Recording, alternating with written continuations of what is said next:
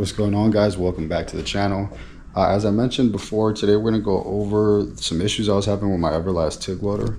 This is it here. I just got a package from Everlast with the correct board because they sent me the wrong board. So I'm going to go ahead and swap this thing out, and hopefully that fixes my issues, because right now the screen is just it's giving me different prompts for different buttons. So if I hit one button, it does something else, and so on and so forth. So we'll go ahead and take this thing apart, and hopefully it works as intended.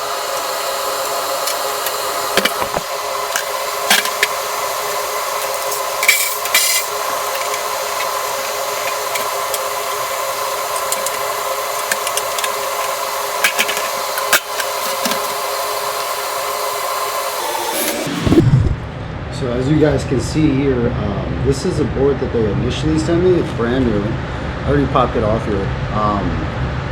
And this is a new board that they sent me. So as you can tell, there's already a good amount of differences here.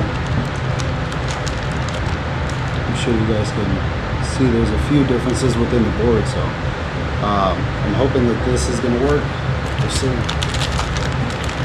So as you can see, I already replaced this front board, and this was the initial issue according to Everlast, along with this sensor here on the side. So I initially replaced these two, and then the screen stopped working. So at that point, they determined that the rear board was the issue, and so now that's what we're replacing today. And really, it's pretty easy to take off. If you guys have a 325EXT or anything similar, it's probably the same process. For this backboard, there's only 2 Phillips screws here, and then obviously unplug everything. And I took a picture beforehand so I know exactly where everything goes. So we'll go ahead and pop everything back on right now.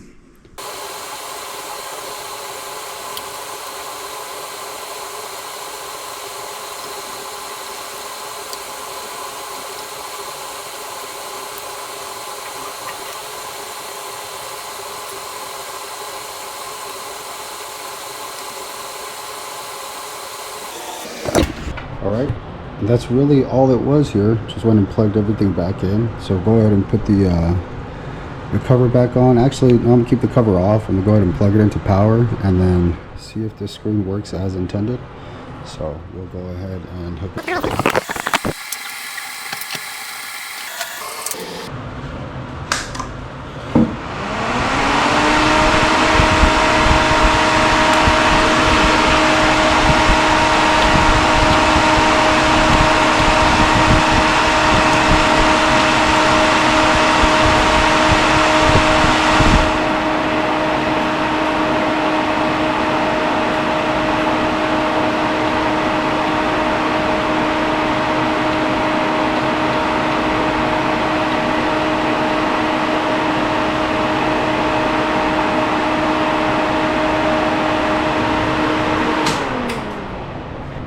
So it seems to be doing the same exact thing. The board appears to be the correct board, but still do the same thing. So I'm gonna have to call Everlast and see what they say and go from there. I'm gonna go ahead and try one more thing before I call Everlast. I'm gonna take off the screen and make sure the plug's on right. It only goes on one way, so I don't see how it could be wrong, but I'm gonna take it off and see what happens.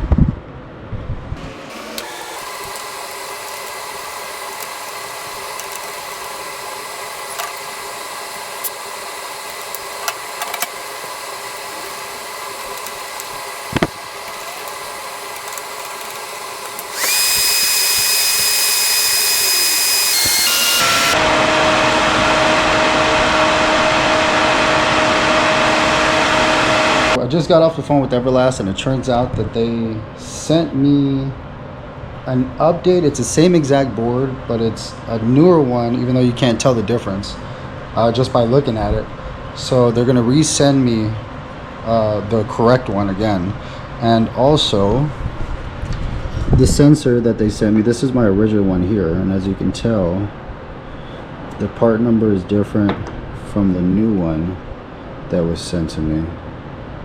So they're going to send me a new one of these as well, the correct one and the correct board, and hopefully that fixes the issue. So how this all started was that I couldn't get an arc to form on AC. DC worked perfectly fine, but on AC it just wouldn't fire.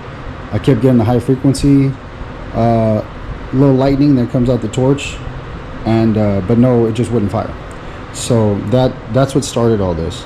And I picked this up secondhand, and it worked well for about a week, and that's when the issue started happening. So shout out to the guy who sold it to me and said nothing was wrong with it. I mean, it might not be his fault, but it also might. So, but I'll keep you guys updated.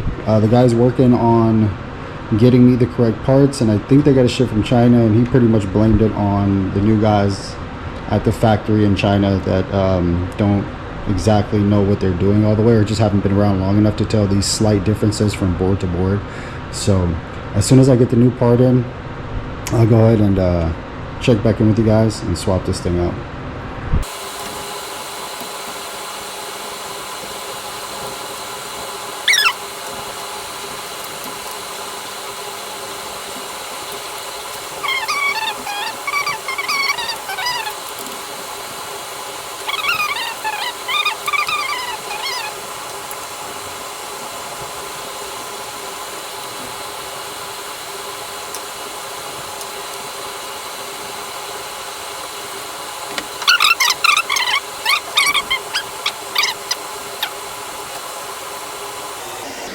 To finalize the Everlast issues I was having, everything is fixed now.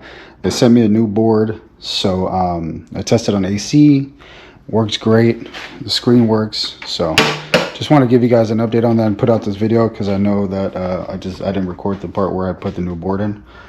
I was kind of busy doing other stuff, so but that's all she wrote. This thing welds great. I'm not even going to take it up anywhere near the amperage that it's rated to, so I just do stainless steel piping and aluminum tubing, and every now and then do like some 1/4 inch stuff. So but so far it's been working out well. I welded the aluminum drive shaft with this and a few other things. You guys have seen that in the video. So great customer support, just bad supplier. But that's all she wrote. Thanks, guys.